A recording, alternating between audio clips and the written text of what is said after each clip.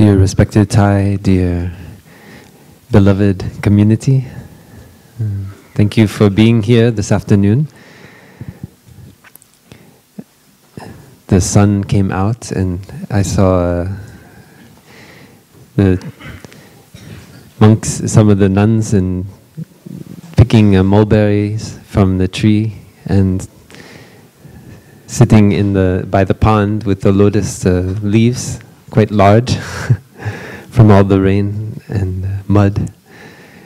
And it just made me think of the first gift that King Bimbisara offered to the Buddha, the bamboo grove in near Vulture's Peak, near Rajgir.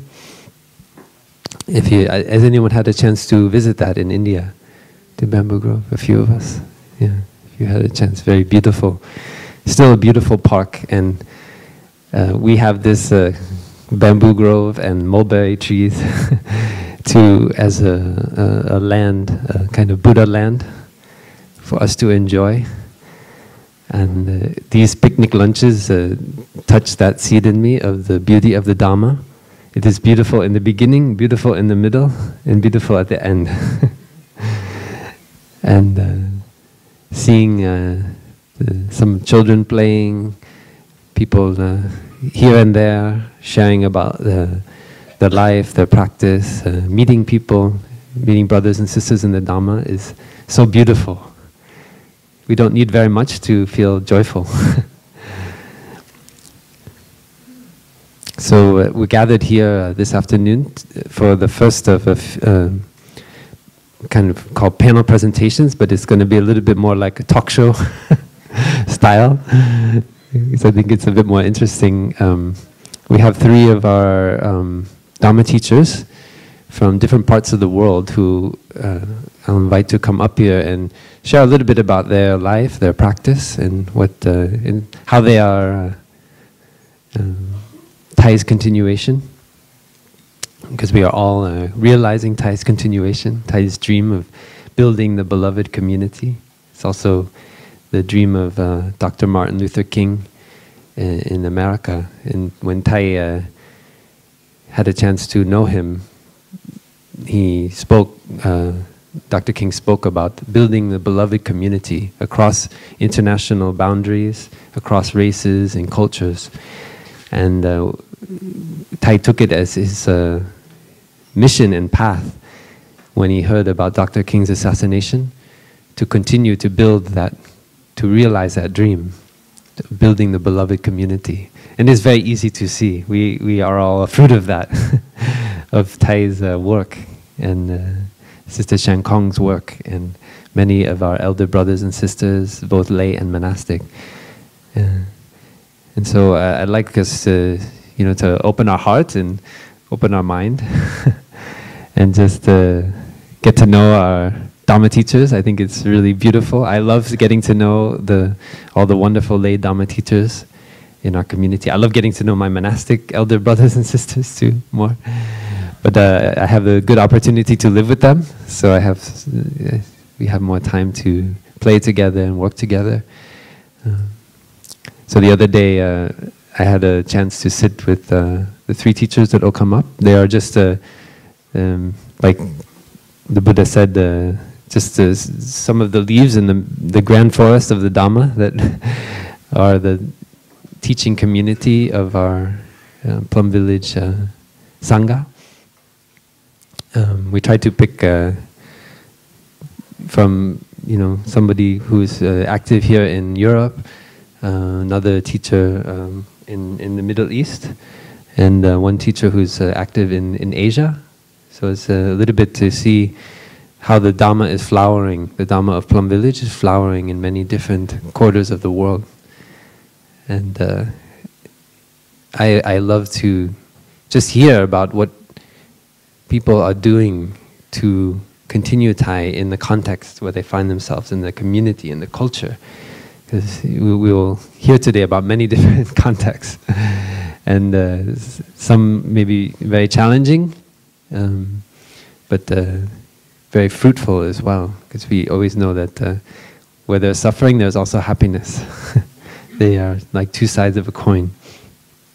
So I'd like to start by inviting Adriana to come up, if you don't mind. Adriana Rocco is been a Dharma teacher since 2004, and from Italy, Sangha. And we've also got to know each other quite a bit over the past few years.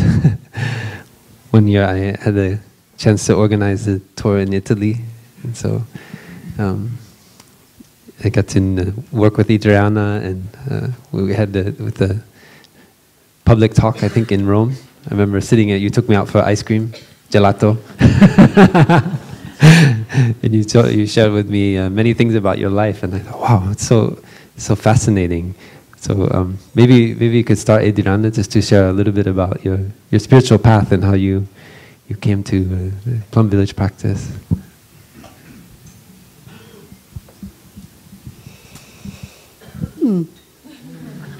Let's breathe together.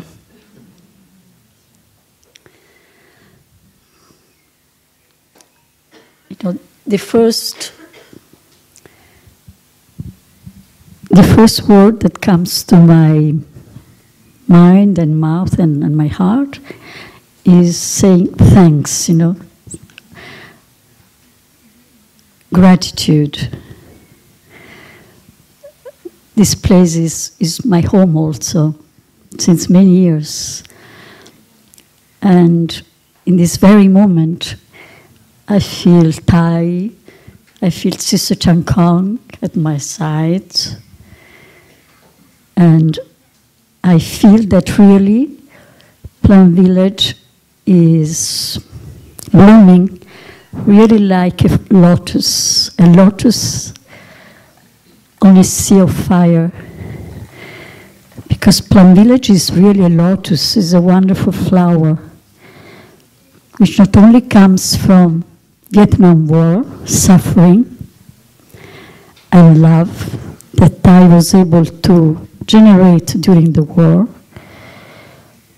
but the sea of fire, as I see it, and I live it as a person, a human in this moment, is everywhere. So I see that the world is on fire, that there is so much confusion, so much suffering, and there is the lotus. So I thank all the Plum Village Sangha, all of you, because I can see how the lotus is able to continue to flourish and generate more flowers. And it is really a gift for mankind. Thank you to all the monastics who are here. And thank you, of course, to all the lay people who contribute, because it is clear to me in this moment in life that we need each other. That exactly this is because that is. And monastics need the presence of lay people to be in touch with life in a more complete sense. And we lay people need the monastics to feel the support, to feel that we really can make it, you know, that Mother Earth can be sustained. So this morning, the brother Fabkam, who is an old friend also, he was telling that we are the sum of our actions. And sitting in this very moment here in front of you, I can say that I am already an ancestor.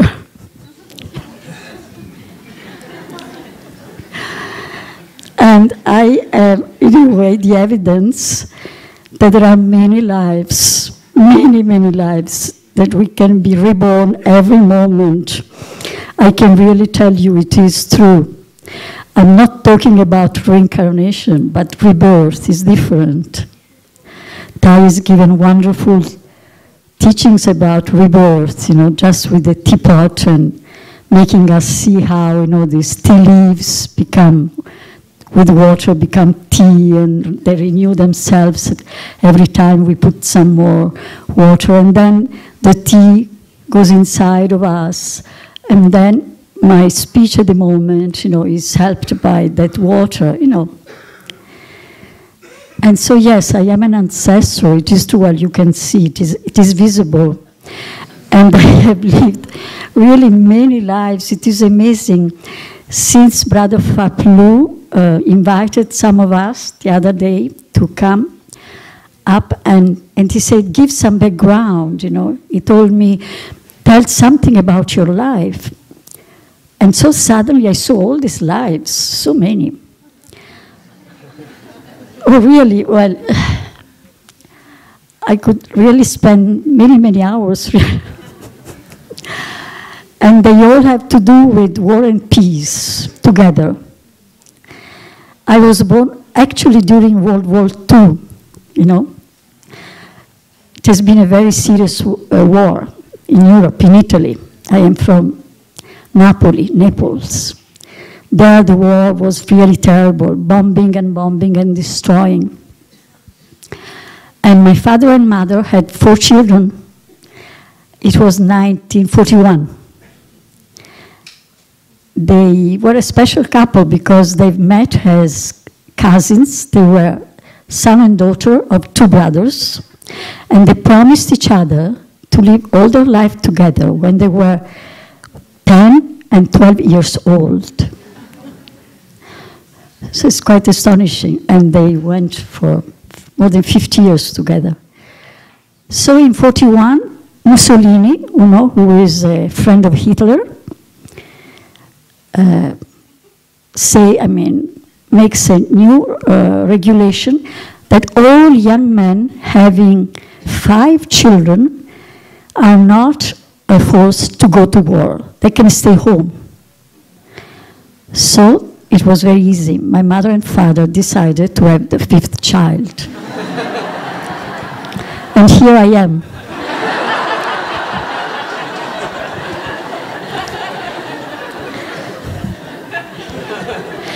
And I was born, I'm quite naughty, so I play tricks. I was born on Christmas Day. And on the 5th of January, many Italian young men were forced to go to Africa, to Tunisia, I don't know, because Mussolini wants to conquer Africa. So they were living on a ship, and the ship was destroyed by bomb. Anyhow, they died, all of them. So I've been, through my very young years, always I was told that I had saved the life of my father. Well, it's quite a nice job, actually. And so I was brought up, and I went to a Christian school, just like Brother Fabcam was telling this morning. But then, when I was around 15, 16, I started to question certain things like original sin, which brings about this terrible thing which is called sense of guilt. And, things like that. Original sin, and you are a sinner, and there is only one God, and everybody has to recognize only that God, otherwise he will go to hell. So for me it was impossible, to... So I started to go my own way, searching. I cut it short because it's very long. So finally it came 1968. You know how many of you were already there in 1968 in Paris, revolution, students, university, everywhere. And our motto was, imagination au pouvoir. Imagination has to have the power, we must give power to imagination. So it was the beginning of an end of an era of rational people who know everything, and everything is only rational. Emotions have no right to exist. So young girls and women, they are emotional, they cry. A man should never cry, it's terrible things many of us already know very well. And so the revolution in Paris then of course, went to all Europe, and I went to a university to study social science, sociology in Trento, which is the north of Italy, and it was the most anti, so revolutionary faculty that you can imagine. We were able to stay there up to midnight at night. It was called the student movement. Anyhow, I cut it short. I found that no matter how right was the movement, there was a lot of violence in it. The values were really valuable, but the way they were presented the way was very violent. And then it happened after 4 years that I had the great gift to become a mother. So that was a new revolution, an inner revolution. Because suddenly I touched one very, very deep reality. Children are very creative. They know, they feel, but adults are a danger to children. They suffocate their creativity, always with this, no, no, yes, no, you have to. And being a revolutionary woman, I say, I really want to respect my child and all children. So I started a school in my house. 5th floor in Rome, without a lift. So I could be arrested because you cannot bring children 5th floor without a lift, But okay, I did it, and it worked very well. Very many people would come and take their children back home and say, but she must be a little stupid, because she spends a life with children. She's a sociologist, Marx and Freud, all this knowledge.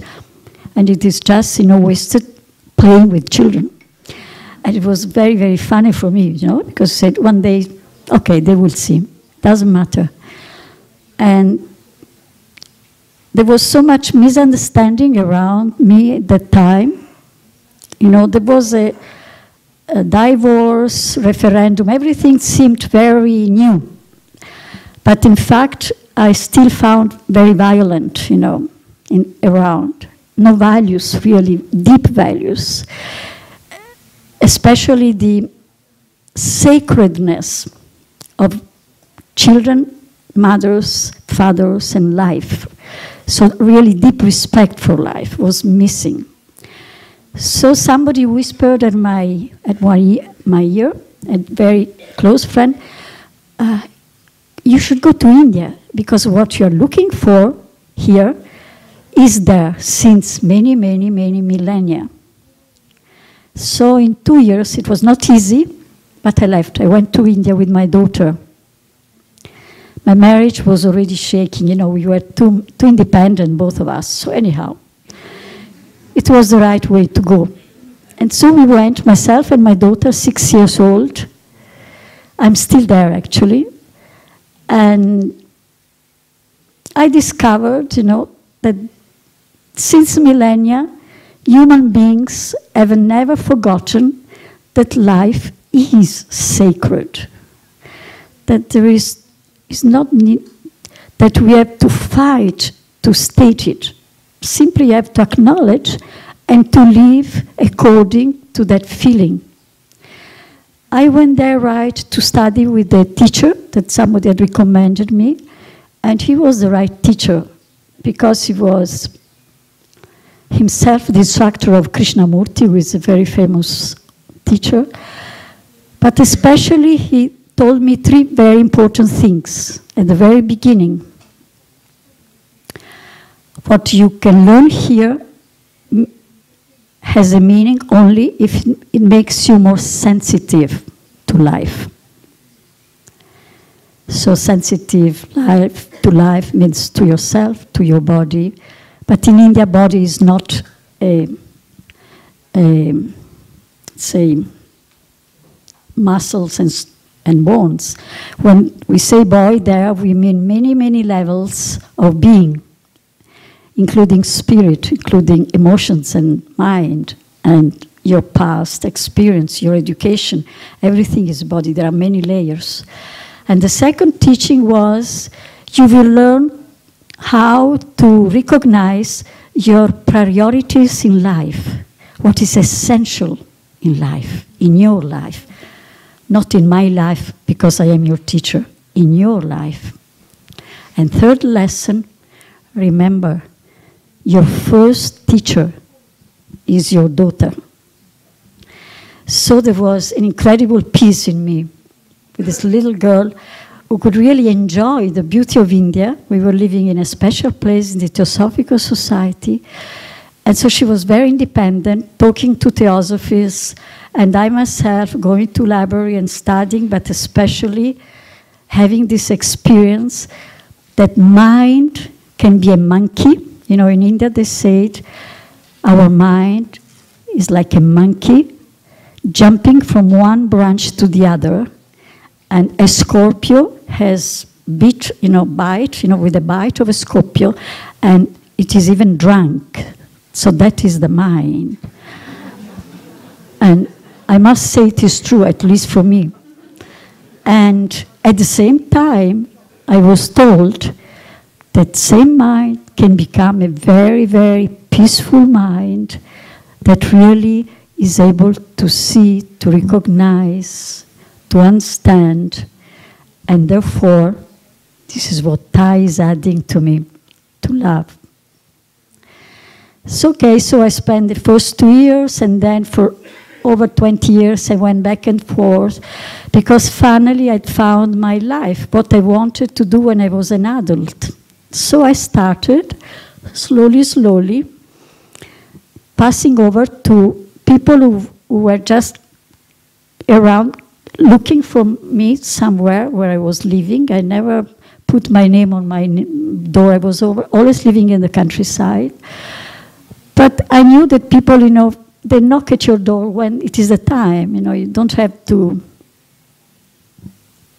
make publicity. You understand? And there was no email at that time, no. So it was very simple. So one person comes and one person comes, and then I go back to India, so back and forth. And so slowly, I learned myself how to approach everybody as a very unique, special human being. So that now when I see a group of humans in front of me, I know that everybody is a treasure. Everybody has a special way of looking at me even in this moment. Everybody has a different understanding of these words. Everybody has a different vision and aspiration. And so this brings in me a great easiness in a way, because we are humans. And what can we do if not to be beneficial to each other? I mean, all the rest is really a waste of time. And so. Then in 92, I cut it short, brother, don't worry. So when did you meet Thai in the community? So in 92, finally I meet Thai. And since then, I've never left, and I'm here. Okay, I've cut it short.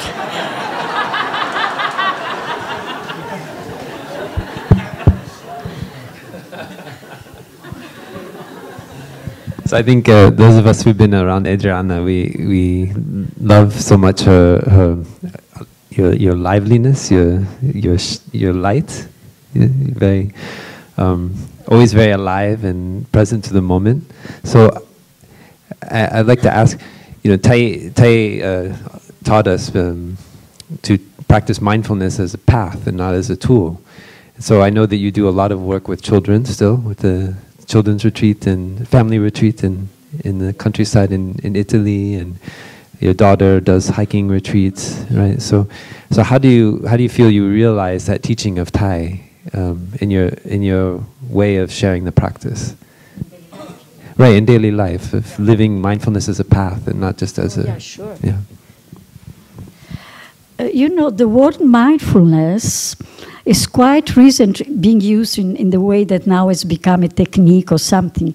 I remember when I was in India, we used the word awareness, to be aware, to become aware, to be conscious, to be present. Okay, now it happens that the word mindfulness, especially in the English language, has come, to mean something very, something like a program, a protocol, or something, I don't know, something. And in Italian, the word consapevolezza is close to the original meaning smrti, which is the word in Sanskrit, because the native language of all this science is Sanskrit. So smrti actually means to remember, and in the Italian language, to remember is said ricordare, which comes from Latin and contains the root core is the heart. It means bring back to your heart. And actually in the Chinese ideogram, mindfulness contains mind and heart together, presence of mind, heart. We cannot say the presence of mind. It doesn't mean it's heart, mind together that are present, because only heart can feel. Mind in the usual sense, how we use it in the West, thinks, okay? But here we feel. So mind, heart. Now, it happens that my first, I would say, a special real Sangha is my own family where I live with my daughter, her nice partner, husband, or whatever, because they didn't get married, so it is not a husband officially, but he is very important because they have together, two children. And I tell you, they come tomorrow. They will be here tomorrow. So they were born, we do everything at home, so they were born in the house, home birth. One is almost 12 and 7:30. And we are together. And I must say, they are my daily teachers. It's not easy to share a life in a wonderful place in the countryside, small house, but, with a daughter who is very tough. She's very tough. She's very clever, very independent, of course. And, and for her to have this mother, it's quite a burden in a way sometimes, And so I have decided the best thing is that I am the child and I am the student. So I learn lessons every day. And lessons from the adults, but wonderful lessons from my grandchildren. And this is not a metaphor. It is true. Because since they were born, when they've been, and crawling and, I've seen that really I had not understood one thing about children, although I had done a lot before. Because children have a kind of sensitivity. They have an intelligence which goes through the senses, which is really amazing. You don't need to say anything. They feel. They feel your inner state. You feel if you are really there or not, if you agree or not, if you are happy or if you're tired, if you are irritated, whatever it is, they feel it. And it goes back to you, So it is really a daily adventure in adjusting, as far as I'm concerned, all these 12 last years. Now, then there is a larger Sangha, which I would say, I call it my planetary Sangha. I like to exaggerate. Because I feel at the moment, wherever I go, that Thai teaching or Indian wisdom or however we want to call it, is more than needed, It's a question of life and death, There's so much confusion, so much violence, so much ignorance in the mind of humans at the moment. Mother Earth is suffering. Families are suffering. Parents go back home and they are very tired they are not really able to cope with this life energy of children. And in school, poor teachers, they arrive in the morning and they are parents, or what they are, and they have to cope with so many things in school. So wherever I look around, I see that the only thing to do is to transmit, with a regard, say with the eyesight, with a word, I don't know, something that gives a trust, that gives kind of inspiration. So yes, of course, every month I offer a mindfulness day where I live in the countryside near Firenze in Italy. So people come and join in the mindfulness day. Then I offer retreats very often, at least once a month in 2, 3 days, 4 days. And I choose very special places, Christian hermitage or monasteries in Italy. Because in my country we have a very long-standing tradition, of monasteries and places. And it is a way of relating to our past, to accepting, being grateful, because these places are all positioned in beautiful, beautiful landscapes. And also it's a way of, in a way, people coming and they discover that they don't need to become Buddhist. You forgive me for what I say now, because the Buddha was not a Buddhist. And so they discover they can just be what they are, and actually is the deepest recommendation given by Thai.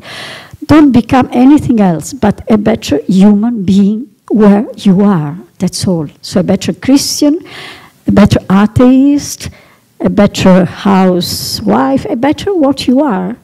Just you improve your way of being in life where you are. I think I should stop. So I think what we'll do is maybe we'll invite Baruch to come up, and then after we have a chance to. But please stay here, and maybe Baruch, are you there? So I introduce Baruch Shalev, yeah, from Israel, from Jerusalem, and he's been a OI since 2002.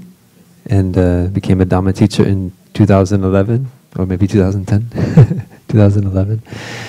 And he and his wife have been very active in the generating peace and happiness in a very difficult context, in the ongoing conflicts in Israel, in Palestine, and how to bring harmony and reconciliation. So maybe we can listen to a sound of the bell, and then I'll invite him to share a little bit about his story and his path of coming to the practice.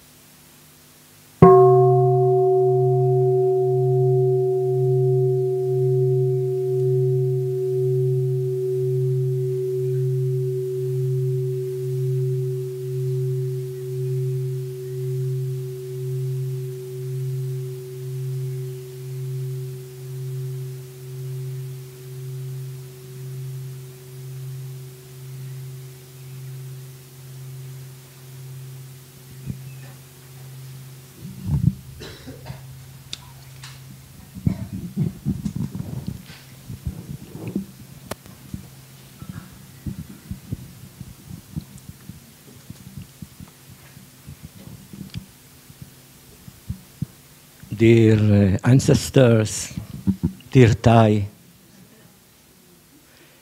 dear beloved community, dear sisters and brothers. Yes, I also miss Thai and Shangkong in this room right now. And at the same time, I feel that we received such a big present that if we know how to appreciate it and what it means, I'm confident that it will carry us to a better future, not only to happiness and peace in myself and peace in my community, but it's really something of interbeing for our entire planet. At these challenging times where here and there we are separated, maybe I will relate to some personal stories from me, what's connected to what was mentioned here, that this present moment of mindfulness has the consequence for our next step, just as the way as our past, other wars, the war in Vietnam, the establishment of the OI can lead to also other future steps. And I want to talk a bit about my early childhood because that's always very relevant. But in this context, and I feel we are all really one small village, listening to my dear sister. Yes. But I will start when I was around 20 years old and living in Israel. And it was different than today. There was no television, and I, coming with roots from other places, I will mention soon, but still being Jewish, I felt, I was torn. I felt like being a pacifist, but I felt that I have to serve because of what happened and no safe haven for the Jewish people when they didn't have for 1,000 years country, so they have to come back, and that's the way we were brought up. Well, now we discover that there is no less safer place than that region. But I start maybe with my grandfather, that I am named after him. It's funny how this early childhood and also stories that we are told or we tell to ourselves, they have also some kind of give direction. Like what I say, this energy to the next energy. And I was born in a God-forgotten, beautiful, beautiful countryside in a place called Seke Udvarhei. And what's interesting about this place, besides that the nature was most beautiful, it reminds me of your area where we provided a wedding for volunteers from Palestine in near Firenze. So beautiful like Switzerland, and the population are really like indigenous people, that they stayed there maybe from the time that from Asia the attacks came to Europe, long time ago. But they really preserved their culture, their beautiful music, and their customs, and the way they were dressing and everything. There was something of Sangha about them. But they were a minority because this was in Romania. So they were really suppressed. And of course, we as Jews were a minority and suppressed. But the interesting thing for me to find out later, that my grandfather, that I'm called after him, Baruch, he was a spiritual leader living in the villages, studying the whole day, meditating in the woods, and making a lot of money with effortlessly. And the interesting thing is that at some point when he moved to this city where I was born, the villagers came down from the mountains, and a gathering of 2,000 people, all the houses around, they had a meeting, and they had a ceremony of their ancestors swearing that they are going to save my grandfather and his family. And I was very touched by this. When they came to a delegation of the leadership, so now like the elders came to him, and they told him, you know, the Germans are going to come, and they are going to kill all the Jewish people, and we decided to save your family. So I say, no, thank you. What has to happen? That's it. And I don't want to put you, to endanger you. They say, but you know, there is no road to us. We are in the mountains. I said, well, it's enough that one German will come by mistake, one jeep, and you will be all killed, out of question. And my grandfather died peacefully just the day before all the others were deported, including my father and his son at the time just finished Academy of Art. He was a sculpture artist with foot like this, you know. His children are my age. I'm uncle since they were born. From the day they were born, I'm an uncle to them. So anyway, this sensitive boy that was studying in Budapest when they were throwing people down from the train, he spoke beautiful German, so did my father, and he was quoting poems in German to me. And you know, what I want to stress at this point, that when other energy started, leaders that inside who can take responsibility, but they divide, this lay ground for other conditions and for wars. And that's actually the opposite what I did, bringing along the word interbeing. And at the moment, you know, I'm very careful to mention it, in our sanghas, and I have 4 sanghas every week among other activities, is in Jerusalem we have a Wednesday regular sangha. But when we have such news and so much tension and excitement, and the feeling that we are between the 2 world wars, and you cannot, and very centralized media,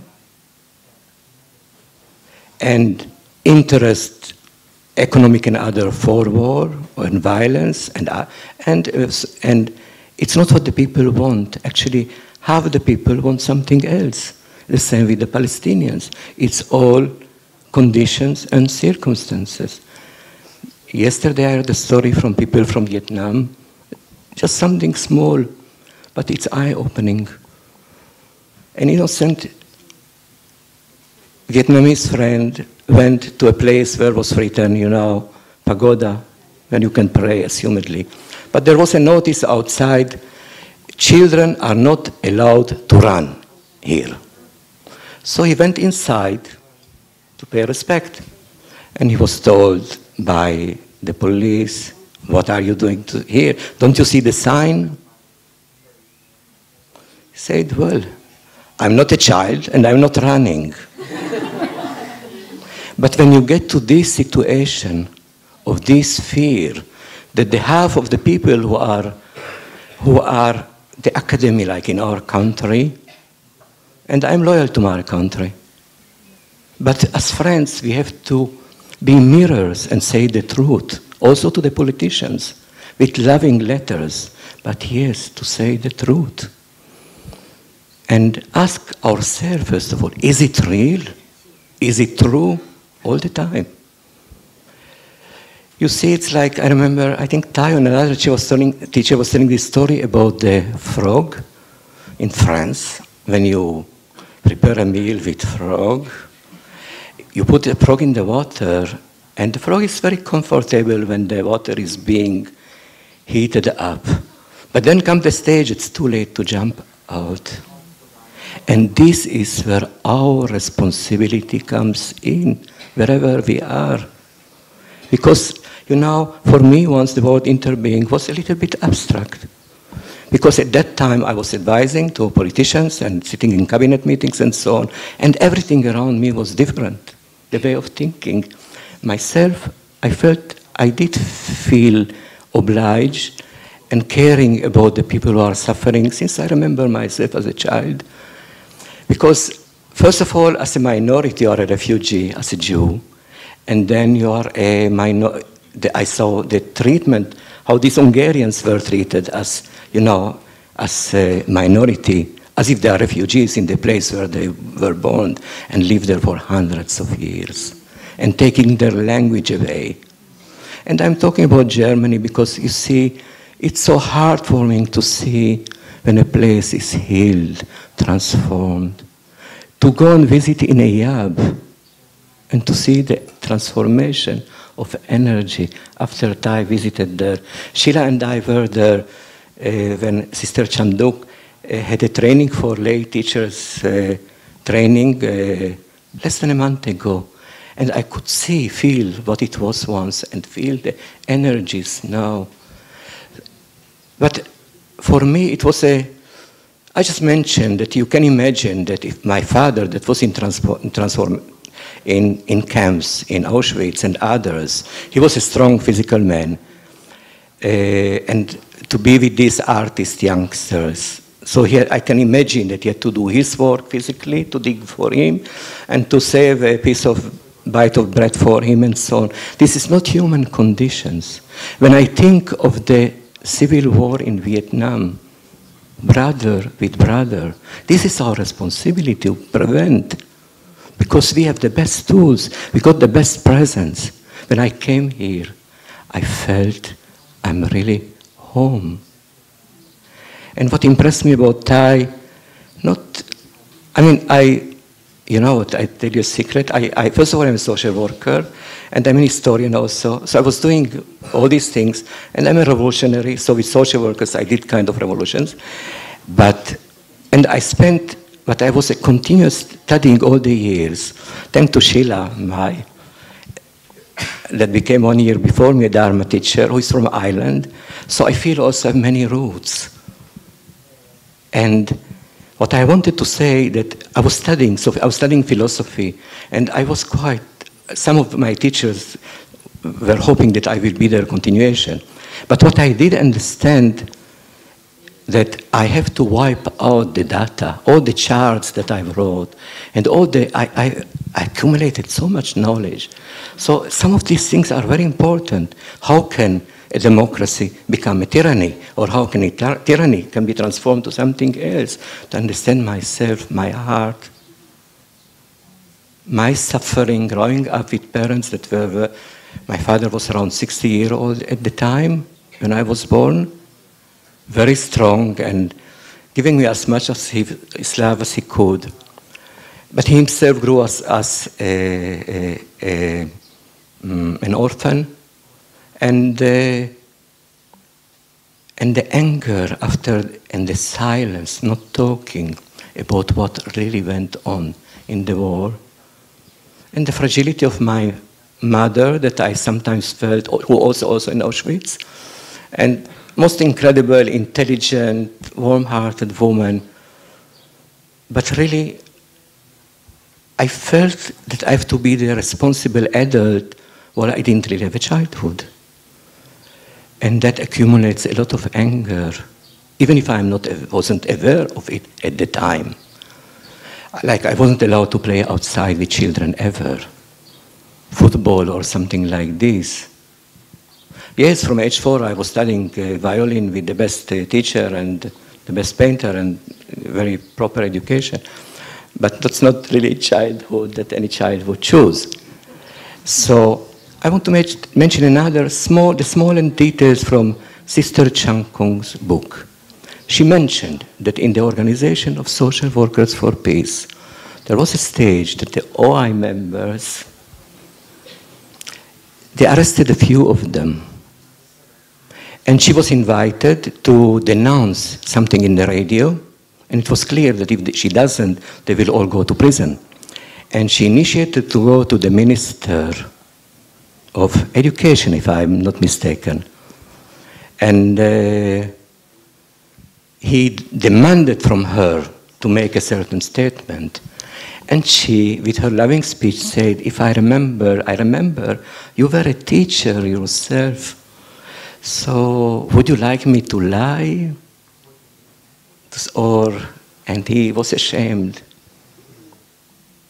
And nowadays we have heads of state that they are personally not ashamed, and there is also no public shame. So we are playing breaking the rules of civilization, while we have the best of the tools. We know that peace begins with myself, that the Dharma begins with myself. And I was fortunate enough that for the first two decades, with all my curiosity, I have a childish curiosity. like you. But I never went to other retreats or other books, to learn it academically. Well, when we started to teach, Sheila and I thought, well, it's too much. Some people use other terminology. So we got into this also just to get to know, because we were training, for example, therapists that they come to learn mindfulness as a tool. But they get transformed also. And I see in the training that we did in East Jerusalem, Palestinians, Israelis, schoolmasters, religious leaders, they accept the mindfulness when they feel that we trust it and it's genuine and it's inclusive. I don't think it's a major problem.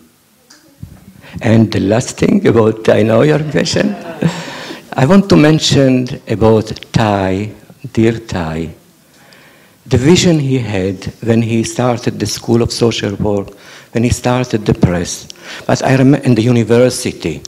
But he was given to build the university and surprise them that the university was ready in 1 year.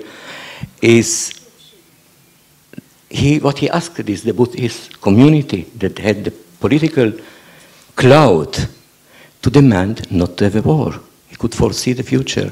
So this energy that we build up, it has come up in the real time, before the frog is boiled, before it's too late. And for this, from what I saw also in cabinet and government meetings and so on, I see the wisdom in Sangha wisdom, in Sangha consultation. So, and we have a problem with identity. By the way, it's one of the main problems with the Israelis and the Palestinians. They are not sure of what's their identity, who they are, who we want to be. People with 2,000 years of all kinds of things that could be for their credit, like the Bible or the best food in the world. But, the Jews don't know what is Jewish. I didn't know either, because my father, in the camp, he decided to be an atheist. And so, although he was finished to be trained as a rabbi also, but he never was, one day he wasn't a spiritual leader. This rootlessness ties also, so we are like trees. So I feel now rich with many roots. And we are partners in our roots. We see the interbeing between us, and we can check really what's real and what's true. And what was most real for me when I came here, it's, okay, Thai, I saw that he was one of the best academic, although he did it wasn't shown, no charters at the time. But I knew his knowledge is immense. I believe in ancient knowledge also. So we know a lot. But what caught me, that he's a poet, and he's modest, and he's teaching us to connect to our heart, and he's giving us, and now, I missed this part, but in my guts, I felt it all the time. That's why partly I wasn't curious to go anywhere else. That Thai provides us with the exact, like the original spirit and text of the Buddha. We are so fortunate to have that. So we don't need to do, to get the academic side to see, to argue, all these arguments. I left behind me all this. We have all the wisdom with the sisters and the nuns, and all of us. If we could just connect to it and trust and take our responsibilities as OI and the beloved family, that people will believe in love. Thank you so much, Baruch. We'll continue the discussion. I feel very inspired to hear the story when you talked about your grandfather in Hungary, meditating in the forest and touching that root as a continuation. I wonder just if you would briefly share, because I think many of us in the Sangha, we've heard about the different Israeli-Palestinian retreats that have happened here in Plum Village, and I know that you and your wife and many others in the Sangha in Israel have been working in the background to make it possible for brothers and sisters to come every year and to do retreats both in Israel and in, you know, the occupied territories, in walking meditation. So I wonder if you just could share for the benefit of the Sangha a little bit, like what is happening now and what do you see flowering and fruiting in that space where there's so much conflict and misunderstanding.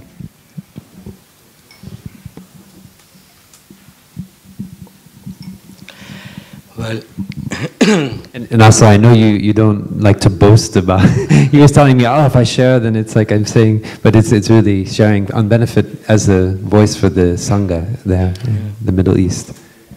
So first of all, I am so glad that we have practitioners that they practice for 20 years in Jerusalem and in Tel Aviv and in the north and in the south. And since our Sheila and my visit here, I think we have a day of mindfulness every month and a half. We have a wonderful OI. We have our sisters and brothers they play a very important role in tens of peace organizations. Like one of the sisters from Tel Aviv, she is the anchor of an organization dealing with the Bedouins in the south. Many of our sisters are the core of the organization Women Waging Peace. Our Jerusalem Sangha, we have two. One on Wednesday evening and one Sunday morning in English at 7:30 years. And it's just next to the Prime Minister's residence. So it's like, the distance is like from here to there, to after the hall. So you have to come into the Sangha, you have to come through the guards, and there is a gate for the cars. So the slogan is, if you ever want to come, is meditation, and the guards let you by. They change all the time, so I don't know if they know the meaning. Because so it's a little building of vegetarian, we pay rent in a vegetarian center. And so sometimes we are proud, you see, there is no war because we come down, in our case it's the Prime Minister, his wife and his son. And so they said, well, this is the situation. So we say, can you imagine what would be the situation if we wouldn't be doing this? The war would have broken up a long time ago, and before we came, we also were in the verge of war. Anyway, so a lot is happening. We had a hunger strike of the women waging. It's all the women, and they didn't form really quite their ideology, but they are clear that must be peace negotiation. And they, as mothers and as wives to soldiers, they demand the negotiation. Well, so far in the last 2 years, they weren't answered, but it grew hundreds, it's growing hundreds and 100% all the time. So when we had the hunger strike, it was 50 days of hunger strike, reminiscence of the previous war in Gaza. And then, so we were providing the chairs anytime a member of parliament would come and so on, or media, so we take out the chairs from the Sangha and bring the logistics and so on. That really backed up the hunger strike. Well, you know that there is a BDS, a world BDS, so that says that Palestinians and Israelis cannot be together. Well, I can tell you that at least with the leadership of the peace camp, let's say the small leadership, we are in good contact with all the possible Palestinian leaders as well as the alternative leaders wherever the other alternatives will emerge. But even they are afraid to do this in public. So sometimes we meet a small forum in hotels, just like 7 from our side, 7 from their side. But the main thing is the civic society. And you know, today we were citing the 14 mindfulness training. And I'm sharing now another dilemma. You have to have open communication. I mean, how come that I can sit with as a social worker, I could sit on a rock with someone that everyone knows that is drug addicted and I would get him out of drug, but I cannot sit with a Palestinian or a Palestinian formally, I mean. And it goes, and I know it comes from people who want to help us. But I think that the help has to come with a lot of deep thinking and love and like support the sisters and brothers, for example, that they will come to Palestine or bringing people to other countries and so on. That's one thing. The other thing is that I myself am torn apart because I know also someone who was advising for ministers and sometimes prime minister, the prime minister on ecology. I already moved away from the politics.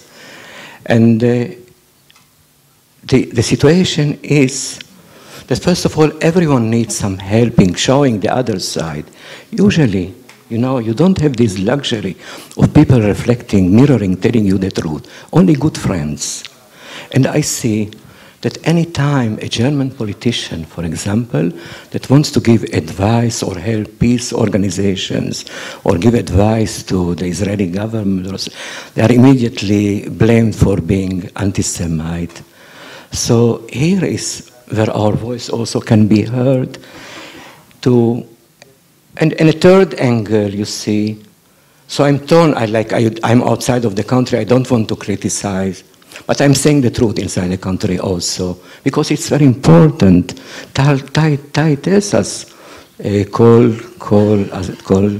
call me by my true name. And in potential, we are all peacemakers and we are all something else. But I am sometimes in strange situation, like last week or 2 weeks ago was the Jerusalem Day. So I'm in the prison in Jerusalem every week for the past over 10 years. I volunteer, go to prison, teaching mindfulness. Somehow I do my best not to skip this time. So I was with Palestinian prisoners and telling them why they come from their ceremony. They had a ceremony. They had to be there for the celebrating Jerusalem Day. I mean, they see Jerusalem there and here, you know.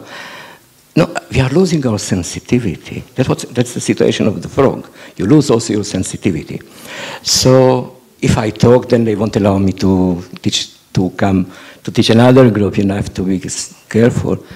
So I was just talking about Nelson Mandela, how when he was in prison, he felt free in his heart. And it's your time to change yourself, to prepare yourself, to find your true self. Not let people look at you, the uniform of prisoner, what you have, but find your true heart, who you really are, and who is a real leader, and so on. So the Sangha is doing a tremendous work.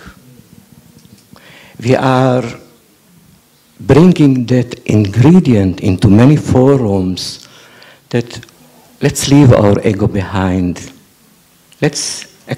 Let's create consensus. And that's very important because you remember the way Tai shows the stick of the left and the right, cutting, you still are left with the fanatics of the edges. So our role is to see all sides and to take our responsibility. We have all our tools with the help of the monastics. Thank you so much, Baruch. Just one sentence. Okay. How things come together. A a short while ago, an organization that I'm the co-chairperson of it, called Social Workers for Peace, together with a Palestinian friend that she's getting into the practice also. And so our organization, today with some Sangha members that are working in the Israel Museum, on the birthday of Martin Luther King, we celebrated the birthday of Martin Luther King in Israel Museum. It was wonderful. It's bigger than this hall, with a rug taken from Germany originally, past and present. And it was like for Gandhi, Martin Luther King, and Thich Nhat Hanh. And it was led by Sheila, a walking meditation. And there were soldiers even in uniform there at the time, and everyone was so touched by this. When you see that it's real, genuine, people feel it. No need to market it even. Thank you. We can, thank you. We'll listen to a sound of the bell, come back to our body and our breath.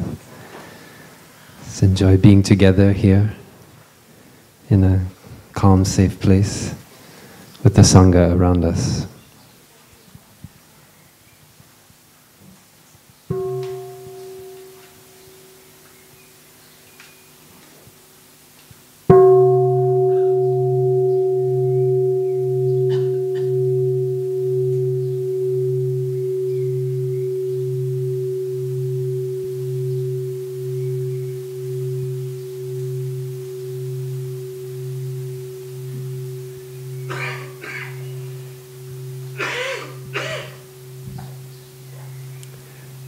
I'd like to invite Kim Tan to come up.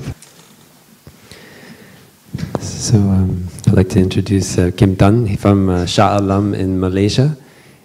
He's been practicing he first learned of Thai teaching in 2007, after many years of practicing, I think, transcendental meditation, which meditation had helped him a lot to relieve stress in his daily life, and as well as health difficulties, and then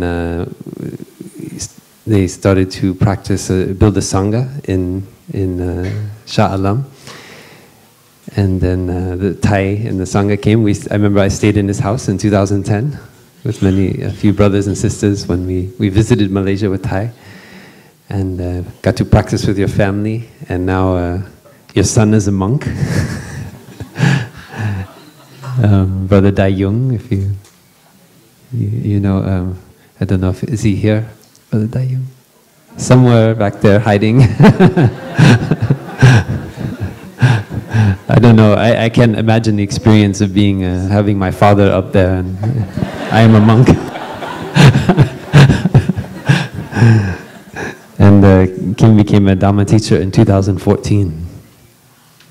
And I remember I told them, I was very surprised when I went, because I had as a Westerner, I look and I see Zen is a tradition that grew up in China, and Kim is from a Chinese root in Malaysia.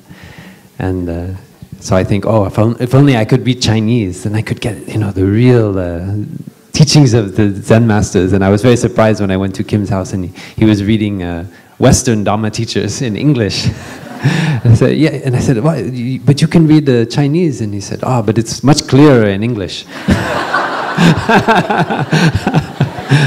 So anyway, it's a funny story I remember from visiting. Sometimes we have perceptions about other cultures that are not necessarily correct. So I invite Kim to share a little bit about his spiritual path and how you met the community. Dear Thai, dear Sangha, dear beloved community, I was born in Malaysia, not in China. My parents, my dad is actually from China, but my mom is born in Malaysia. I grew up in a village, in a little village, which is a paddy planting village, and at the same time, it's also located at the seaside. So there is also a fishing village. And the time when my parents started their life there, it was a very difficult situation. That was during the Japanese occupation. So they went through a lot of hardship. Life was not easy. We see a lot of problems, even to find enough to eat. So very often they have to borrow. They have to borrow. And my parents, actually, they went through not only the hardship due to the material insufficiency, food and so on, but also, well, I think from the time my brothers, my sisters were born, already they're from the children, I think they suffer a lot. Especially because their first two children were not successful, right? And I can imagine from there they suffer a lot. And then because they listened to advice from friends, they adopted my elder sister. Then my eldest brother was born, and my eldest brother went through a lot of challenges in life as well, and at the end, he had a mental problem. And then my second brother, who was born and then had a high fever, and he turned deaf. Couldn't listen, couldn't speak. Well, okay, that. You know, when I was growing up from childhood, looking at the suffering they have gone through, and because of that, in a way, it created a lot of difficulties in the relationship between my mom, my father. So a lot of conflicts, a lot of quarreling, you know. During the years we were brought up. So now, when I look back, that I was born in that kind of environment, when I grow up, and I see there is a lot of difficulties in me. Right?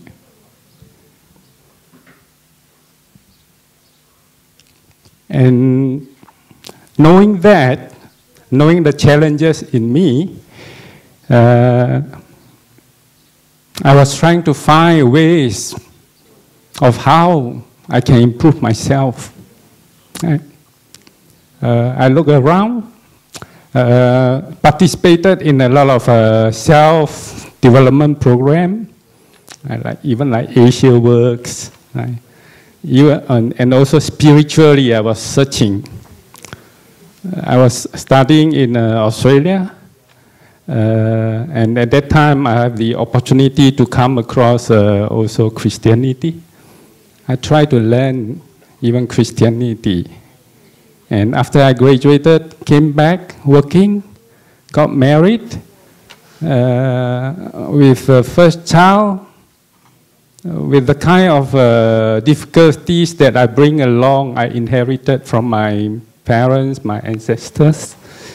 That didn't help in my married life as well. Right? I was impatient, easily get hot-tempered, things like that. And so I even brought my family to attend to church functions, right? It was in a journey of searching, right, spiritually. And during an event where I participated in Asia work, I happened to know a friend who came from a Buddhist association, and she was the one who introduced me to Buddhist teaching. Right? And that was in, I think, year 2006, something like that. And I was lucky in year 2007, near our house, there was a Buddhist association built up. And that was the time really I have the opportunity to participate in listen to Dharma talk, reading about certain sutras, practicing of meditation, right? And in 2009, there was a brother, Brother Cannon, and he happened to be the first person in Malaysia who got to know about Thai teaching. Why we know that? Because when there was a group of Sangha went to Chiang Mai in 2006 to join a retreat, the Sangha were asking, or they have the opportunity to then meet together, those friends from Malaysia who follow Thai teaching. And at that time, they shared a story that when they asked Parallax, could you tell me who else in Malaysia are, following Thai teaching? And Parallax told them, Brother Cannon, because he's the first person who subscribed to Mindfulness Bell. Yeah. So they have the opportunity to meet up, and then when they came back, they tried to organize and invite Thai to come to Malaysia to give teaching in 2010. But before that, in year 2009, Brother Thapkam and 3 other monastic Sangha came to Malaysia on our invitation to organize to have a day of mindfulness in the Buddhist society that is near our place. So, and that was the first time I had the opportunity to know Plum Village practice, and I found it was so practical, so good. And then from then we decided to organize once a month day of mindfulness in the temple. And when in 2010, Thai came with a big convoy of monastic Sangha, 72 of them. Yeah. Thai gave us a bush of energy. He shouted, "Why wait? Build a Sangha." Yeah, and that gave us the energy to then set up a mindfulness practice center the following year in 2011. And from then onwards, we organize twice in a month on Sunday activities. So that was how, in the path of my life, where I faced a lot of challenges from my childhood, and was fortunate enough that I was not lost, but instead trying to search for a way that I can improve myself. I wonder if you'd like to share how, because many times we see a family coming, and of course your son is living here, he's a monk. So I wonder if you'd like to share how you feel the contact with the community and the practice has changed or transformed the relationships within your family. And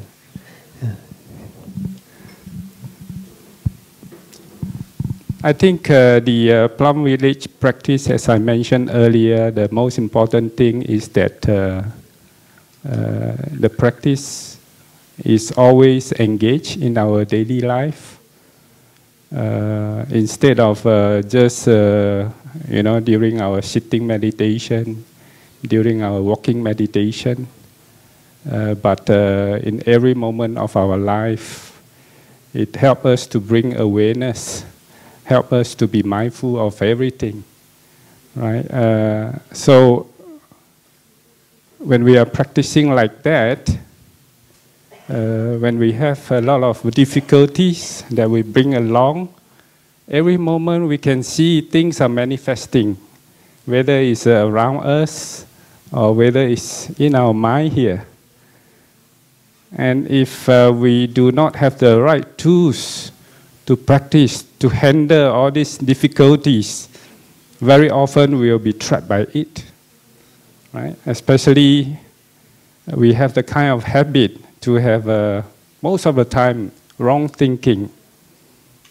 If wrong thinking manifests because something triggers it, maybe a word from a friend, from our beloved one, our children, we could be, just making up story again and again, non-stop.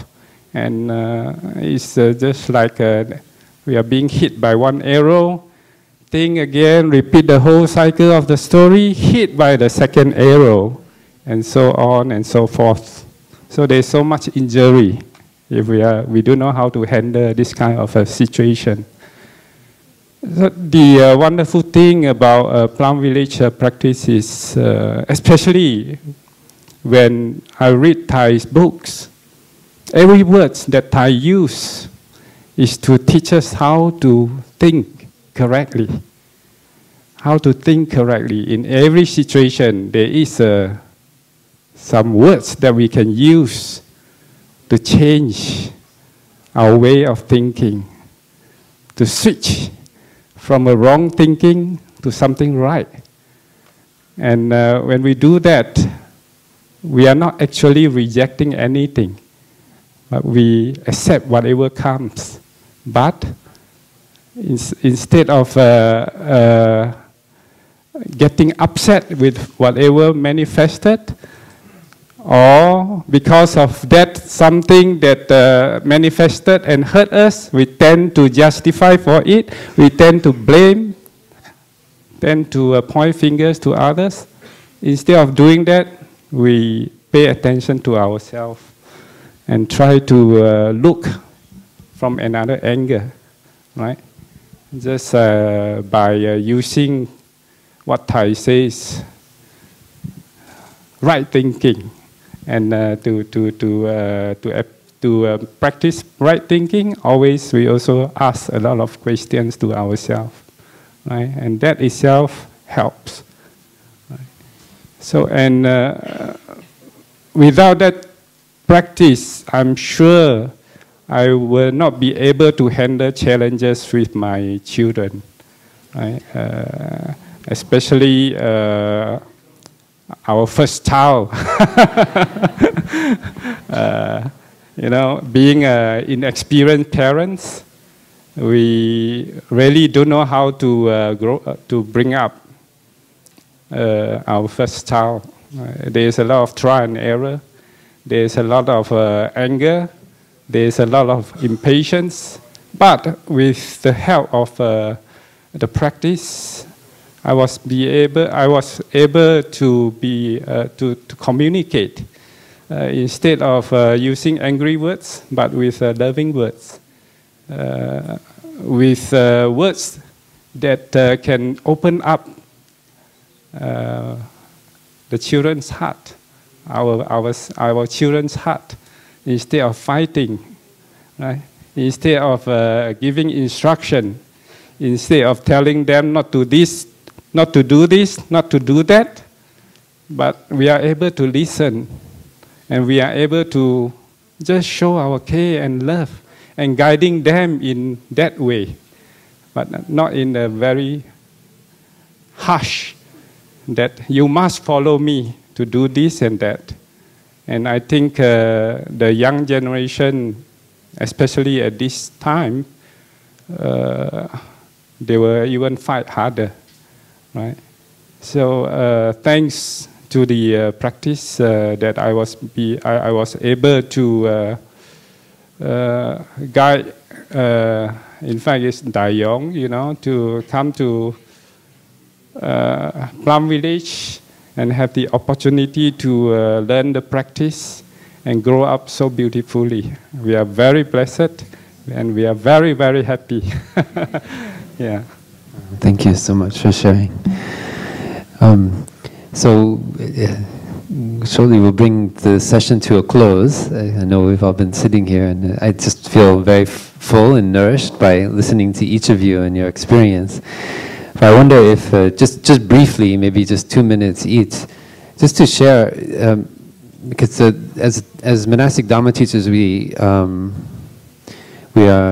aware, all of us in the monastic community as well as the lay, that we are Thay's continuation.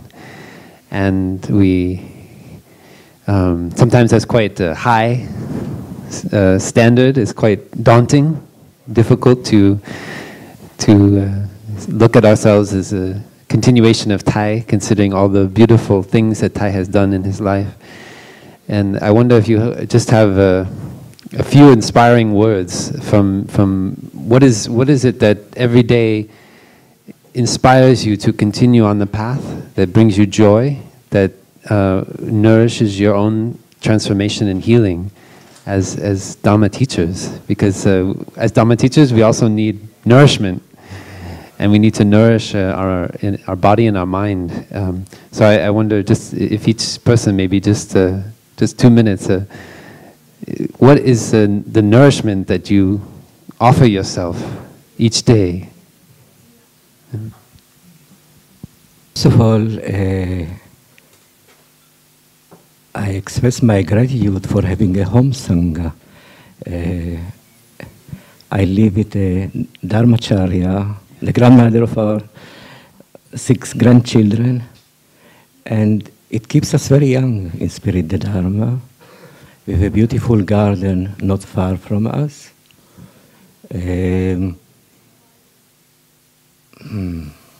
We don't have television since I don't remember when. But we don't have any free time for vesting time, let's say. So I have 4 sanghas: the home sangha, the Sunday morning sangha in English. At least I don't have to prepare the Shila, and then we have Wednesday sangha, and now that already we started to facilitate now in turns. And I have the prison sangha. And we all the time have other activities, like we just finished the training of 14 session called the wisdom of aging, that we started kind of like, we say, well, when we get buried, then all the denominations can be together. And the interesting thing is the curiosity of others, even those who spent with many years in Buddhism, to meet our materials and our learning experience. So there are people, but there are also mostly women that they never meditated or know anything, and from the last training immediately, for example, have another one coming to the Sangha regularly. So I'm covered with Sanghas, covered with flowers, covered with practicing Tai Chi and Qigong to keep. Since I told you that I don't know how to play football, I was preventing football. So I enjoy being the little child in me practicing Qigong and Tai Chi and other things. I meet a lot of people also, what's called spiritual support, and that's a lot of other things and peace activities. Thank you. Okay, I have enough to nourish myself.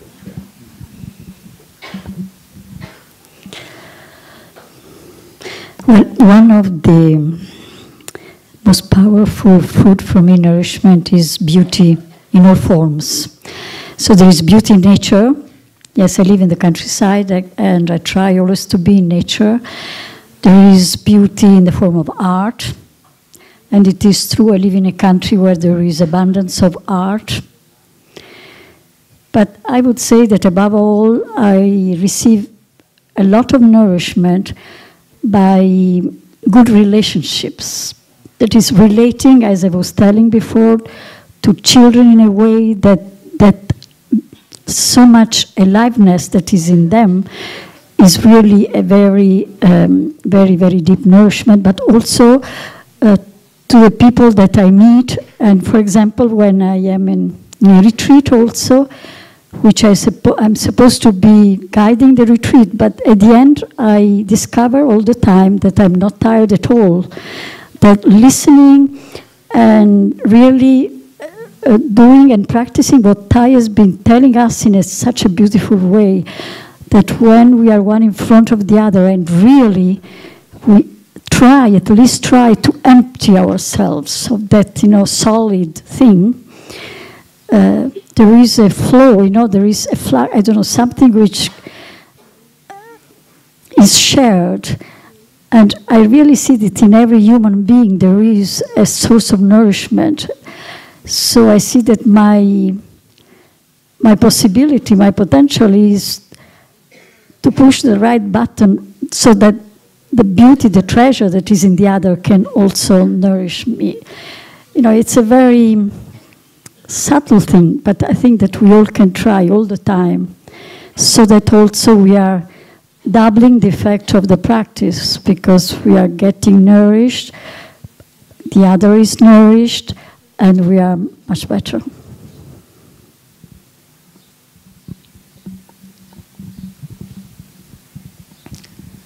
Yeah, I think the daily life that I'm living itself is very nourishing, because I've been retired from work, from business for some years. So my life, in the way, there is a lot of freedom. I spend quite a lot of time in study, in some formal practice, and to be able to practice in daily life every moment as well. So that itself brings a lot of harmony with the family members, with friends. In the morning I wake up about 5:30, 6 o'clock. I have my sitting, and I go for a walk. Then I have my first session of breakfast, something light. Then I go for a swim. So all this is very nourishing. Yeah. Have a balanced life, yeah. And in the afternoon I have some study, some reading, Thai's book, other master's book, recommended by Thai. We always have a full faith with Thai's teaching, Thai's guidance. Even when we are not reading Thai's book, we are reading the books recommended by Thai in his references. So that will ensure that we will not be stray, will not go wrong in our learning, in our practice. And take a nap, so free. Yeah, after lunch. Then in the evening, I will have a sitting again, but it's a different practice, right? I may practice, I just sit, read some sutra, a chapter, and I sit on it, right? And go for a walking meditation. And the life is so enjoyable, so free. So it sounds like a wonderful lifestyle. Eh? maybe some of the monks here could practice like that. Yeah. My wife sometimes tell me living like a monk. Because every moment, even when I'm having sharing with my children, with my wife, I'm always talking about Dharma. But engage with life. So that itself brings a lot of joy, and I think at the same time, I'm watering seeds in my children as well. That they'll follow the path of this practice, this wonderful way of practice. And I always remind them that when we are in a spiritual path, very important is that we find a right teacher, a teacher that can truly show the right way of practicing. Right? Because even when we read Thai's teaching, I always ask myself, am I understanding it correctly? Am I practicing it correctly? So always there's a lot of exploration, a lot of trial and error, reading Thai's book and putting into practice. And when sometimes you find that the practice becomes so helpful, so effective, that itself is a great joy, a lot of joy, a lot of nourishment. And at the same time, the faith for Thai's teaching is increased. Right? So it's a process of growing. It's a process of nurturing our spiritual life. And I'm so blessed with the support of my wife, my children, Dayong. All this nourished me a lot in the spiritual life. Well, thank you all so much for taking this time and opening yourself up and sharing with us how you walk on the spiritual path. Yeah, thank you. Maybe we can show flowers for our lay Dharma teachers for all that they do to realize the path of the Bodhisattva on this planet with both feet firmly on the Mother Earth. So thank you all for coming, and we'll listen to 3 sounds of the bell to finish, so we can just come back to our breathing, come back to our body, and enjoy this moment together as one Sangha.